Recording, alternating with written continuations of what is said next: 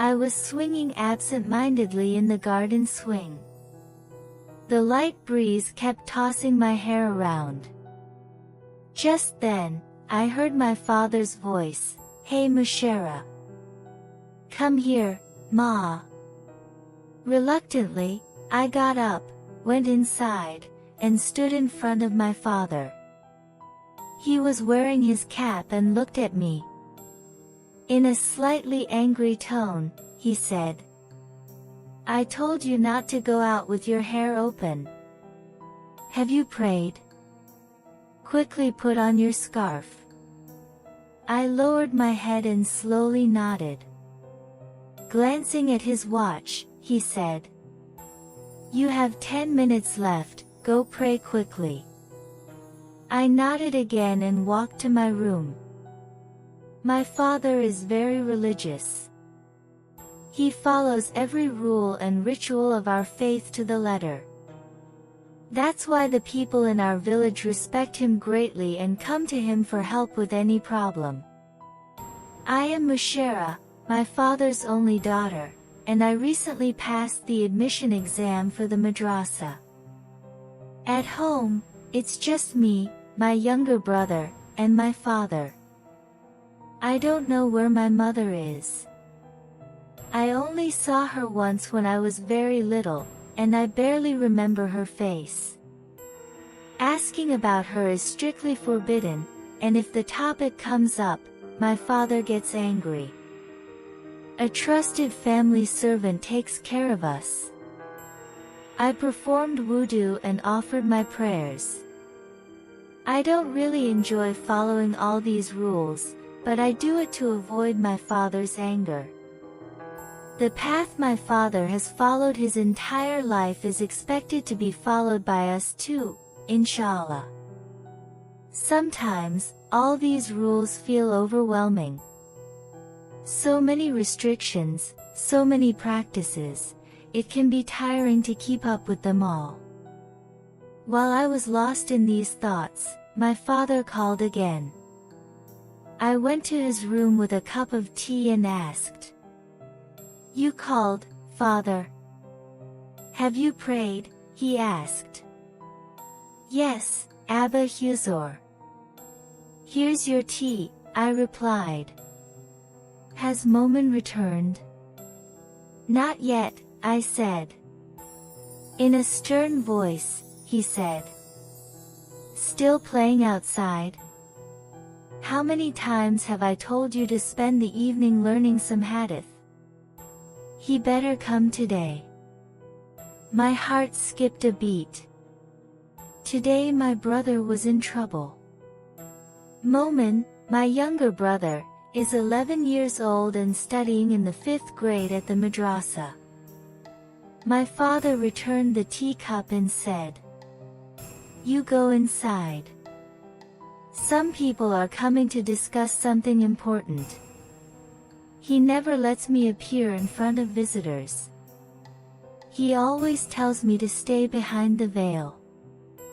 I went back to the kitchen with the tea. In the evening, my father stays in the prayer room for a long time. We are forbidden to go there. Sometimes I peek and see him sitting in the dark, the door closed. I don't even dare to ask why, because if I ask about something he doesn't want to share, I get scolded. The atmosphere is scary at this time. All the lights are dim. A light, cold breeze flows through the room. My younger brother tiptoes into the room and whispers, "Bubu, where's father?" I reply while washing my hands, "He's in the prayer room. Go wash quickly and sit." Momin laughs and goes to his room. Many of my friends say that my father keeps jinn and talks to them. I can't convince them otherwise. My father never does such things. I have never seen it myself. Some tease me, "Do you want us to tell you? Your father is such a great scholar. He surely doesn't have jinn." I ignore such comments.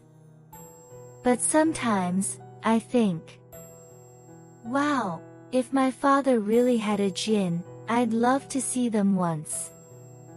Hearing this, my younger brother laughs, hugs me, and says, "Bubu, you're so scared. You scream even if you see a tiny cockroach. How will you see a jinn?" I get annoyed and don't tell him my thoughts. Around 10 p.m., my father came out of the prayer room. I was setting the table. He sat down with a thud. He poured a glass of water and drank it in one gulp. I asked, worried, "Father, are you tired?" He didn't reply and called Momin to eat. While they ate, I kept glancing at my father. His forehead had wrinkles, and his face looked worried. Even though I knew it wouldn't help, I asked, "Father, are you worried?" He glared at me and said, "Did I not forbid you from talking during meals?" I felt a little hurt and whispered, "I won't say anything anymore, Father." He said nothing else. After finishing his meal, my father went to his room. Before going to my own room, I peeked in once and saw him reciting Tasbih in the dark. Without disturbing him, I went into Momin's room. He was asleep. I covered him lightly with a blanket, slowed the fan, and went to my room. I turned off the lights and lay down. Sleep wouldn't come. My father's worried face kept flashing in my mind. Why doesn't he ever tell us anything? Why is my father like this? All other fathers are so nice. They take you out, always show love, pat your head, tell stories, and help you sleep. I get none of that. As I shook off these thoughts and tried to sleep, I saw a shadow on my room's floor. The shadow was long and moving toward my room. I panicked. Could it be something else? Should I scream? Before I could react, I realized the shadow had entered my room. I closed my eyes in fear and started silently reciting Quranic verses. I could feel someone approaching me on tiny steps. They were very close now. "Mushera, you're done for," I whispered to myself. He came and sat beside me. Tenderly, he was running his hand over my head. I really wanted to see him. Why is he stroking my hair so gently? I wanted to open my eyes and look, but I didn't have the courage. Suddenly, I heard muffled sobbing beside me. The one sitting next to me was crying. Wait, do jinns cry? Do they care for someone like this, stroking their head? I realized he had gotten up and left my side. Surely, he must be leaving now. If I don't see him now, I might never get the chance. With fear, I opened my eyes. Sure enough, the shadow had left my room. I quickly got up and followed it. On the balcony, under the light, I saw, it was my father. He was heading back to his room. Why did my father come into my room like this? And why was he crying? Quietly, I reached my father's room and stood at the door. He was muttering something to himself while sitting in the rocking chair. Normally, I would have asked for permission before entering. But now I didn't feel like talking. I quietly went and sat at his feet. My father was startled and looked at me. He placed his hand on my head and asked, "Not sleeping?" "Father, can you tell me what's wrong?" "Nothing, my child. It's late, go to sleep." "Father, please tell me. I won't be able to sleep worrying." He smiled faintly and said, "Every father gets a little like this when their daughter grows up." I rested my head on his lap and said, "Are you planning to push me away?" "Push you away? Girls are a blessing. Who can push away a blessing?" "Well, whatever you say, Father. I won't go anywhere. I want to dedicate my whole life to you and my brother." "Silly girl. Go to sleep." He placed a small kiss on my forehead. Without saying more, I left. I had rarely seen this side of my father. Seeing it today, all the resentment I had felt vanished. Why can't father always stay like this? With these thoughts, the night passed. I woke up to the call of Far. My father calls us every day, but today I got up on my own and prayed. After reading the Quran for a while, when I got up to leave, I saw my father standing in front of me. "Ma, you woke up on your own today?" "Yes, Father." "Shall I make tea?" Yes." Wake moment 2. He's already missed the congregation prayer, and he won't get another chance. My mind felt very fresh today. Everything seemed enjoyable. I fed my brother breakfast and sent him to the madrasa. Father went to some local council meeting. The house was completely empty, and the servant hadn't come either.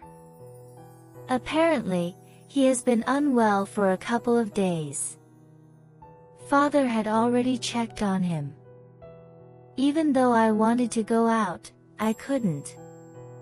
Leaving the house without a reason is forbidden. And if I did, I would have to be fully covered. After finishing chores, I went up to the terrace to stroll a little. Our entire house is enclosed.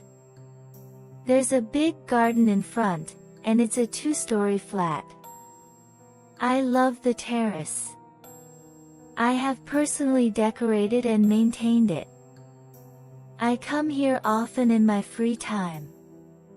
I even like to come at night, but after sunset, Father doesn't allow anyone on the terrace. While walking back and forth, drying my hair, I noticed someone swinging in the garden swing. At first, I thought my eyes were tricking me. But no, I clearly saw someone there. I couldn't see clearly because of the mango tree in front. Could it be some mischievous boy climbed over the wall into the garden? No one would dare. Everyone in the area fears Father. No one dares to enter this house. But someone had to be there, right? I hurried down from the terrace and ran to the swing in the garden. There was no one. The swing was still and silent. If anyone had been on it, it would still be swinging. These days, I even start seeing things that aren't there. When I started walking back towards the house, I heard the swing move. I turned back and saw it sway slightly in the wind. Then I finally walked away. In the afternoon, my brother and Father returned together. In the evening, Father got ready to go out, wearing a kurta and applying perfume. Seeing me at his door, he said, "Ma, Today I've been invited as the chief guest at Awaz Mahfil in Natrapur. I have to go. Don't worry, I'll be back very soon. Okay, Father. Be careful. Have you eaten dinner? No, Ma. There's no time. I have to cross 3 villages. If I don't leave now, I won't reach on time. Is Uncle going with you? Yes, he's going. Eat quickly and sleep. Take care. Father left the house in Allah's name. After he left, I locked the door and sat beside Momin. He was focused on his studies. Seeing me, he said, "Are you scared, Bubu?" I playfully patted his head and said, "Stop joking and focus. I came because I didn't like being alone." Momin chuckled and went back to studying. Suddenly, strong winds started blowing. It seemed like a heavy rainstorm was coming. At the same time, the electricity went out. The entire house went dark. I told Momin, "Sit still. I'll light the charger lamp." When I switched it on, I saw the battery was almost dead. I had forgotten to charge it all day. "Momin, there's no point in studying now. The lamp's charge is low. Better go eat and sleep." "Bubu, I'm not hungry, but I'm feeling sleepy." "I'll sleep. You eat and sleep beside me." "Okay, go to sleep." When Momin fell asleep, I went to the kitchen to organize things. I lit a candle and came in.